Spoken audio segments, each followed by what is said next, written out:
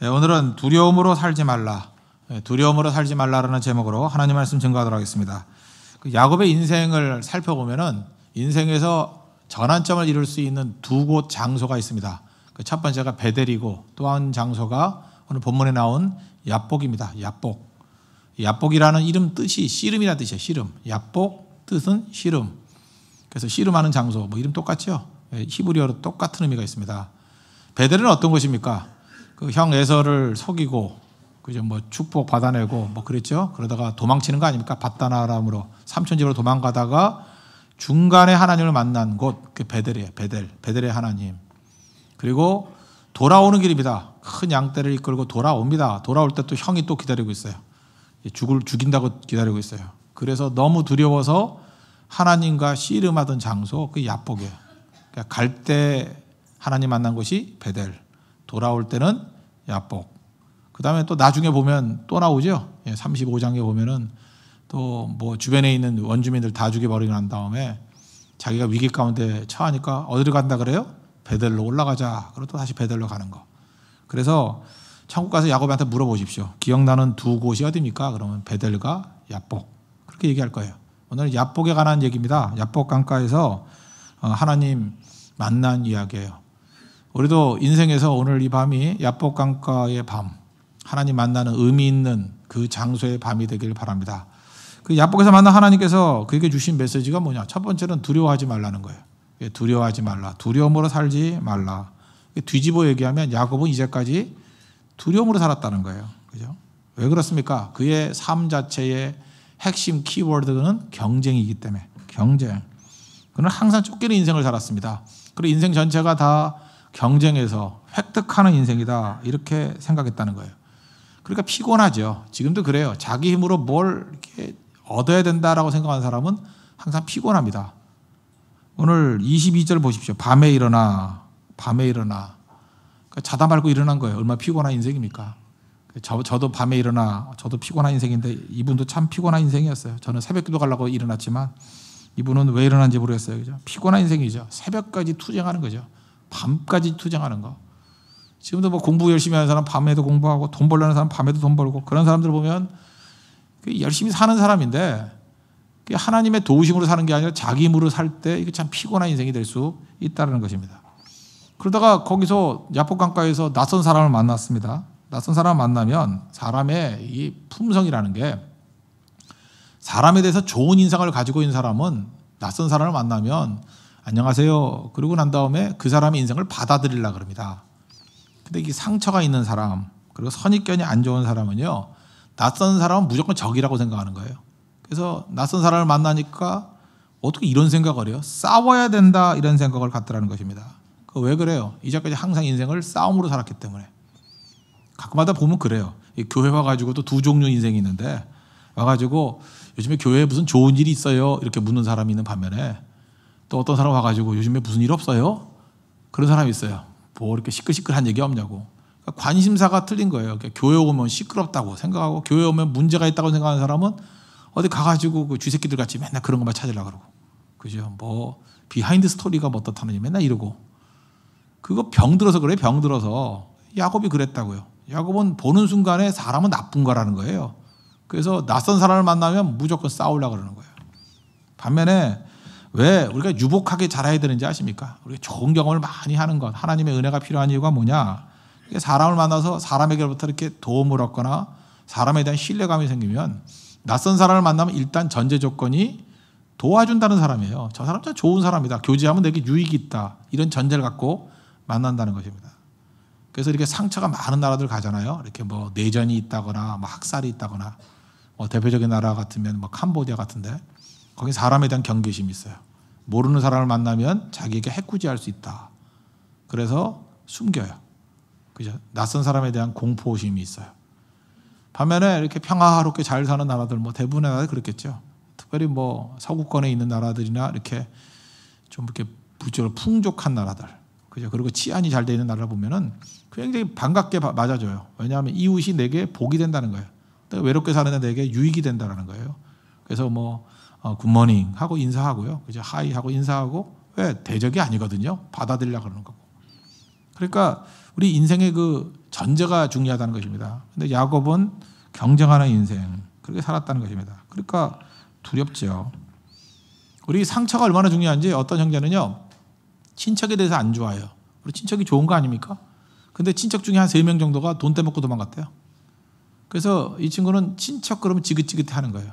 친척은 내게 해를 끼치는 존재야. 그러니까 결혼하고 난 다음에 그 처갓집 쪽의 친척들도 똑같은 줄 알고 아주 힘들어하더라고요. 그러니까 아내가 힘들어해요. 그러니까 결혼했는데 우리 남편은 자꾸 친척들 갖다 적대시한다는 거예요. 왜 그런지 모르겠대요. 알고 봤더니 삶의 히스토리가 있는 거예요. 자기 집에서 워낙 어렸을 때부터 상처를 많이 받으니까 친척은 나쁜 거야. 병든 거죠? 그렇지 않아요. 좋은 친척이 훨씬 더 많은데 이런 것들.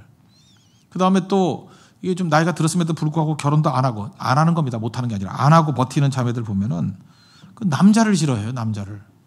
싫어할 리도 없는데. 그 남자를 싫어하는 게 아니죠. 자기가 만나봐야 몇 명이나 만났겠어요. 근데 좀 안 좋은 질의 남자를 만났는가 봐요. 한 2-3명 정도 이렇게 나쁜 남자, 매력 있는 나쁜 남자가 아니라 매력도 없으면서 나쁜 남자, 그런 남자를 만나가지고 그 남자는 나쁘다라고 생각하는 거예요. 그러니까 새로운 사람을 만나도 매력이 없는 거죠. 왜 매력이 없겠어요?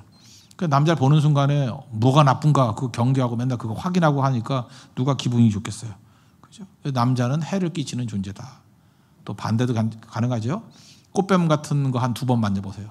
여자는 다 악한 거다. 웃음 속에는 가시가 숨겨져 있어.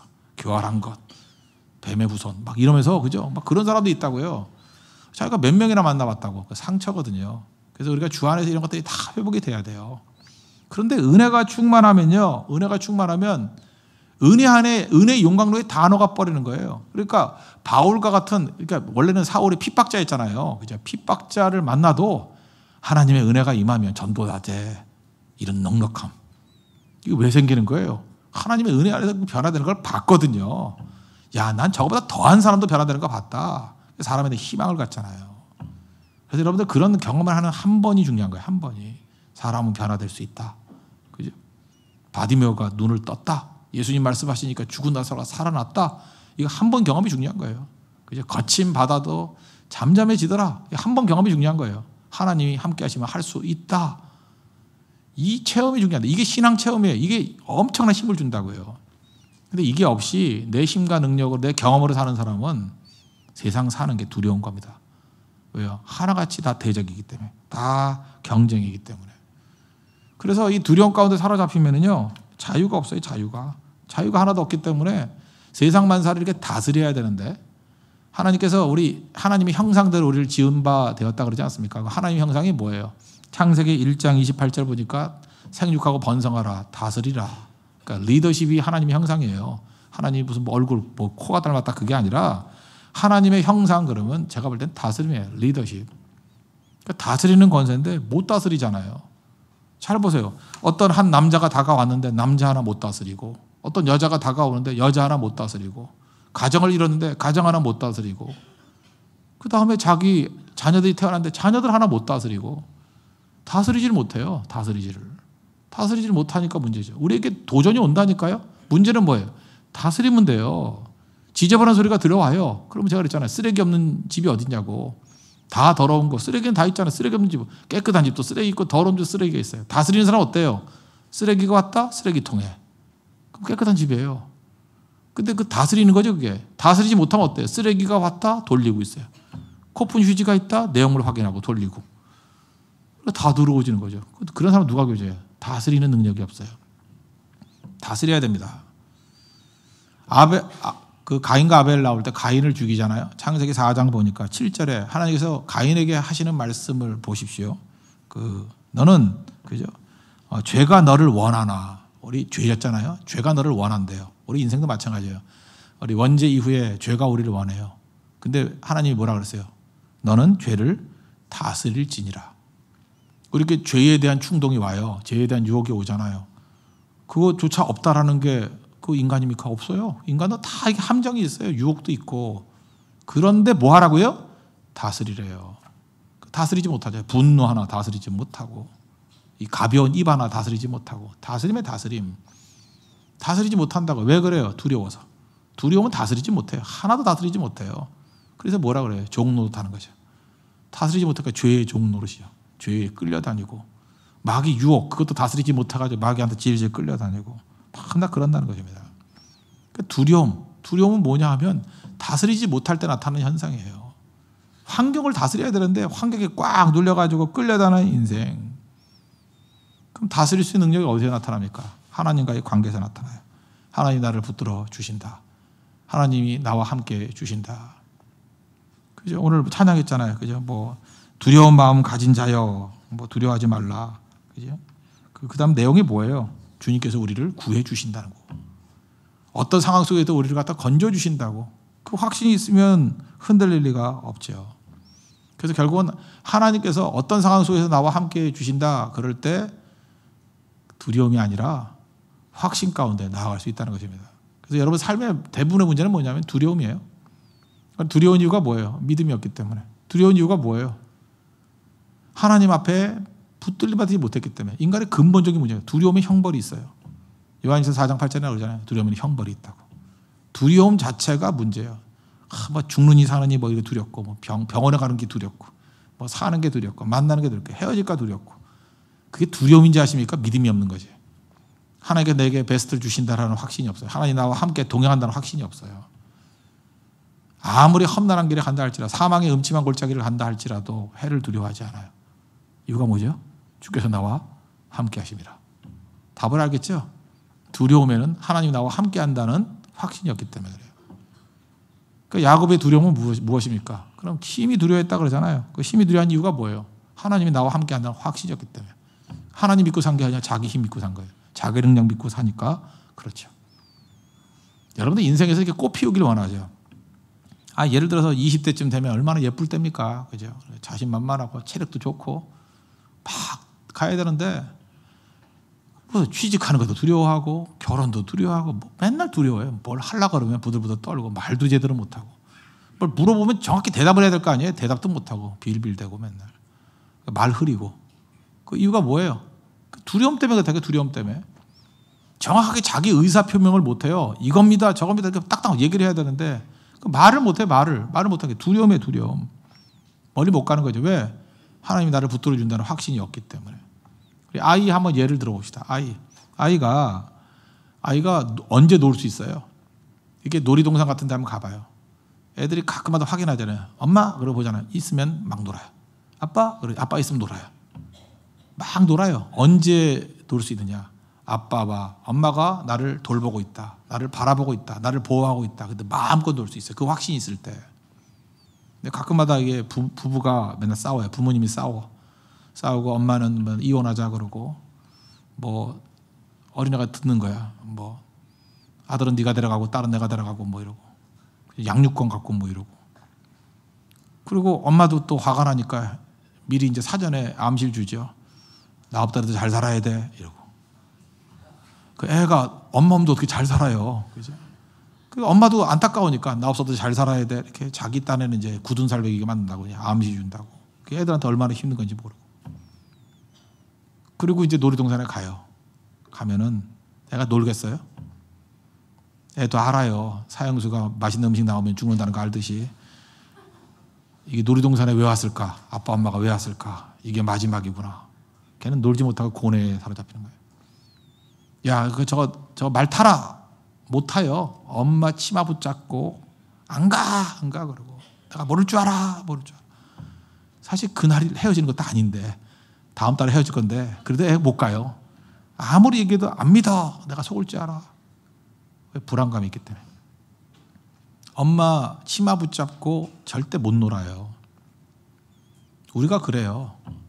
인생 자체에 하나님에 대한 확신이 없으니까 두려우니까 엄마 치마 붙잡고 아빠 손 붙잡고 아빠 가면 안 돼, 엄마 가면 안 돼. 그러고 살고 있잖아요. 여러분 하나님이 함께 하시면 안 망하는 거 믿죠? 하나님 우리 사랑하는 거 믿죠? 그래서 그거 확인하십시오. 하나님 우리 아버지 되십니다. 그 누려야 돼 아버지 되심을. 근데 우리 다 상처들 되게 많아요. 우리 교인들 상처들이 너무 많아가지고 배경들이 벌써 과거의 상처 때문에 자기 상처 때문에 대하는 게 목사 대하는 태도, 성도 대하는 태도가 결정이 돼 있어요. 저 사람은 성격이 왜죠? 성격이 아니고 한번 들어가 봐요. 그 어떤 때는 아버지 이미지를 목사한테 투영할 때도 있고 투사할 때도 있고요. 엄마에 대해서 당했던 상처를 어떤 때는 뭐 집사님한테 투영할 때도 있고, 그래도 이상하게 행동하는 거야, 이상하게. 그죠? 어떤 말에 대해서 막 신경질적인 반응을 보이고. 왜 그러냐? 좀 더 건강해야 되는데 건강하지 못하고 상처가 그대로 남아있기 때문에 그래. 그걸 그대로 반응해버리니까. 그러더라도 이겨야 되는데 이기지 못하기 때문에. 해결책은 어디에 있냐? 하나님께 가는 겁니다. 하나님, 나를 붙들어 주세요. 그리고 하나님께서 함께 하신다 그러면 세상을 허용하게 돼 있습니다. 다 허용해요. 마음대로 하라고. 그러니까 예를 들어서 이런 거예요. 그게 일종의 자신감인데, 네 마음대로 해라. 심지어 네가 배신하고 해꾸지한다 할지라도 너는 망하지만 하나님 나는 지켜줄 거야. 이게 창세기 12장에 아브라함이 주셨던 너에게 축복하는 자에게 복을 주고 너를 저주하는 게 저주가 임할 것이다 라는 것을 믿는 하나님 백성의 확신이에요. 네가 잘해주고 못해주는 게 문제가 아니라 하나님과의 관계가 내 삶에서의 뿌리야. 그렇죠? 그래서 뭔가 여유가 있어요. 여유가. 난 저 사람 없으면 안 돼요. 그런 게 아니고 갈타면 가라. 그죠? 네가 옆에 있으면 네가 복이지 뭐 떠나면 더 잘 되나? 말은 안 하지만 그죠? 불쌍히 여기는 거예요. 왜? 하나님께서 나와 함께 하시기 때문에 더 좋은 사람도 보내줄 거고 더 세워줄 거고 여유가 있어요. 여유가 있으니까 그게 매력이죠. 가래도 안 가요. 그런 사람한테 가래도. 근데 묘한 건데 붙잡으면 가고 싶죠. 안 그래요? 붙잡으면 가고 싶죠. 그 물건 사러 갈 때도 그래요. 붙잡으면 괜히 속는 것 같아. 근데 뭐 알아서 가세요. 그러면 갔다 돌아와요. 나 왜 가라 그래 자꾸만. 돈 없어 보여요. 그게 나중에 상술인지 모르고 내가 사갖고 온 적도 많고 그랬는데. 그래서 제가 옛날에 그랬잖아요. 최고의 복음은 아니지만 복음 비스무리한 노래가 하나 있는데 비틀즈의 Let It Be. 그 노래가 참 좋아요. Let It Be. 내비도. Let It Be. 내비두는 거예요. 내비도. 거기 뭐 노래 가사 그러잖아요. 어려움에 처했을 때 마더 메리가 그 성모 마리아가 그랬다면 뭐 Let It Be. 그냥 내비도. 어둠 속에 헤매고 있을 때 또 말했대요. Let It Be. 내비도. 뭐 계속 그런 얘기예요. 뭐 상한 마음으로 살아가는 사람들에게 말했대요. Let It Be. 내비도. 헤어진다고 헤어지는 게 아니야. 또 만나. 너무 안달복달하지 마. Let It Be. 내비도. 그 노래 그 멜로디 좋지만 가사도 내가 볼 때 되게 좋은 것 같아요. 그죠? 다 둬요. 그러니까 Let It Be 할 수 있는 사람의 능력이 어디 있어요? 확신이에요. 확신. 이건 뭐 비틀즈가 이 노래 처음 불렀을 때는 약간은 히피적인 성향에서 했던 얘기죠. 그냥 멋대로 살자 그 얘기인데 히피 뿌리에서 나오는 Let It Be가 아니라 우리 하나님이 확신에서 나오는 Let It Be가 있다고. 하나님이 함께 해주신다고 하면 자유를 줘요. 그죠? 그래서 교회는 자유가 넘쳐야 돼요. 왜? 은혜의 능력이 확실하면 자유가 임해요. 불안할 때 율법이 역사해요. 불안하니까 흩어지지 말자. 우리까지 해야 돼. 뭐 바로 해야 돼. 여러분 지금 요즘에 북한에서 벌어진 일 보면서 저희가 지금 강하다고 생각합니까? 강하다고 생각해요? 조금 전에 보니까 여러분 참 은혜가 넘치는 곳에 있는 것 같아요. 박수 대충 치더라고. 여러분 총살이에요. 북한이면 총살 알아요? 아까 대충 치더라고. 이 자매 대충 치더라고. 총살이야. 총살 알아? 이제 은혜인지 아시겠죠? 하나님 은혜로 산 거예요. 은혜로. 어디 이러고 쳐? 이러고 치다가 갔어요. 잘 보세요. 그런 구조의 나라를 강하다고 느끼는 사람 있어요? 아니에요. 그 율법이거든요. 철저히 율법이고. 내가 볼 때 지금 거의 한계에 다다랐어요. 제 느낌으로는 붕괴거든요. 이제 붕괴적인. 무너져요. 무너질 것 같아요. 이미 다 무너진지도 모르겠고. 저건 붕괴예요. 붕괴. 여러분 그 속성을 알잖아요. 이제 무너졌어요. 이제 그 다음을 어떻게 준비해야 될 건가. 기도가 나오죠. 왜 기도가 나오냐. 우리 나라나 교회가 준비가 돼 있나. 그 다음을 준비가 돼 있나. 그래도 우리 교회는 그래도 북한 기도 모임 이런 거 열심히 하면서 하는데 그래 기도해야죠. 하나님의 은혜를 구해야 돼. 은혜를. 하나님 어떻게 이끌어갈지 모르거든요. 정말 우리가 깨어서 기도해야 될 것 같아요. 이제 뭐 어마어마한 일들이 막 벌어질 것 같은데. 그죠? 우리가 그래요. 성령 안에서 충만하면 두려움이 아니라 그 모든 것을 허용하는 능력이 나타나기 시작한다는 것입니다. 좀 이렇게 적용이 그럴지 모르지만 정말 하나님 앞에서 확신 있는 사람이 있잖아요. 자신만만한 사람은 그냥 생걸로 나와요. 근데 화장 안 하거나 자기가 마음에 안 들거나 자기가 원하는 만큼 다이어트를 안 했다 그러면 못 나오는 사람들 있죠. 그 두려워하는 사람이에요. 강남역 근처에 그 성형외과들 있지 않습니까?